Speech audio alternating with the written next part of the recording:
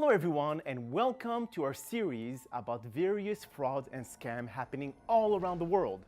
Now, do you think you are immune to fraud? Absolutely not. In reality, anybody can fall victim to it. Frauds come in all shapes and sizes, and I will help you learn how to identify them and report them to the proper authorities. Now, what is a scam?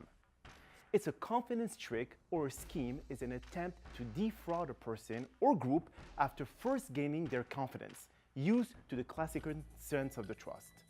Confidence tricks exploit characteristics of the human psyche such as dishonesty, honesty, vanity, compassion, credulity, irresponsibility, innocence, and greed.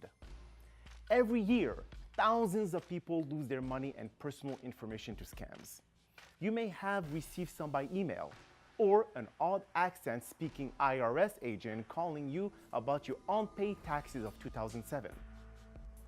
Scam artists use different types of fraud to try to trick you of your hard-earned money. Scammers are getting smarter all the time, and I will help you scam-proof your life. This way, you won't be tempted to actually think you inherited $10 million from an uncle you never met in Nigeria.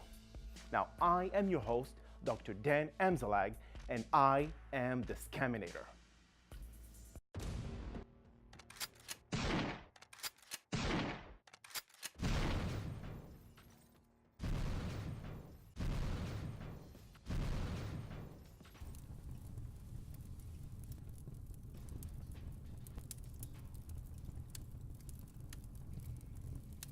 In today's episode, I will cover Craigslist overpayment scams.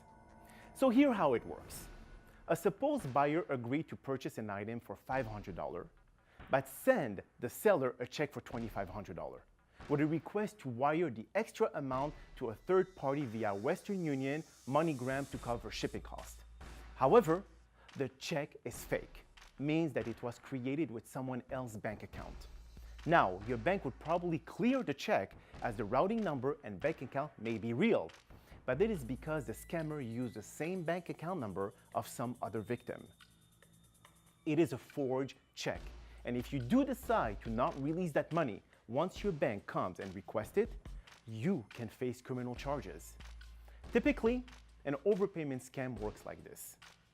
A seller places an advertisement for an item with a high price tag via Craigslist. Later, the seller receives a generous offer from this item. Now, the seller agrees on the price, and then the scammer sends a check for the item. However, the check is for substantially more than the specified amount on the listing. Now, the scammer invents some excuse from this overpayment and asks that the balance be electronically sent to a specified third party via a wire service available internationally.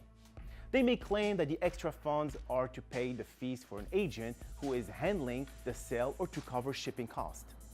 Now, the seller transfers the amount out of his or her own funds. Later, the seller finds that his or her bank has dishonored the check. In some cases, the bank may actually have cleared the funds but discovered later that the check is forgery or was stolen.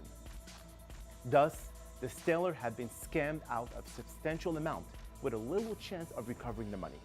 Furthermore, the item remained unsold and the seller may have rejected legitimate offers in the meantime.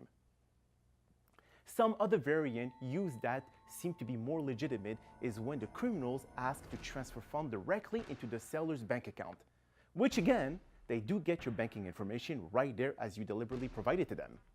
And again request that the extra fund be withdrawn and sent via a money wire service. The money will actually be transferred from the hijacked bank account, and in an attempt, the criminal will launder the proceeds of the crime. So to all Craigslist sellers out there, or eBay, or Amazon, or any other selling portal, be very cautious. Do not go ahead with any sale in which the buyer asks you to accept more than the agreed price and wire the remaining funds to a third party.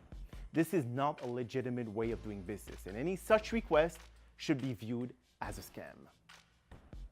So here it is, ladies and gentlemen. Hope this episode gave you a little more insight of the structure and strategies of the described scam and allowed you to have a better understanding on how it can affect you or many other victims out there. Now, we are working on an email plugin, also called the Scaminator, which will work for every email client and will purge all these unwanted messages from your inbox. It will add our special stamp, Scam Alert, beside each email, just in case you do decide to open the purge folder, only if your curiosity takes a hold of you. Now, in the meantime, if you do come across new scams using different techniques to lure you into as the next victim, do not hesitate to contact us by email listed below, explaining their techniques and incentives given to you to get you to respond to their scam and ultimately send your hard-earned money. We will then cover this scam in one of our episodes and share it with our audience and make sure to give you aforementioned credits at the end of the show.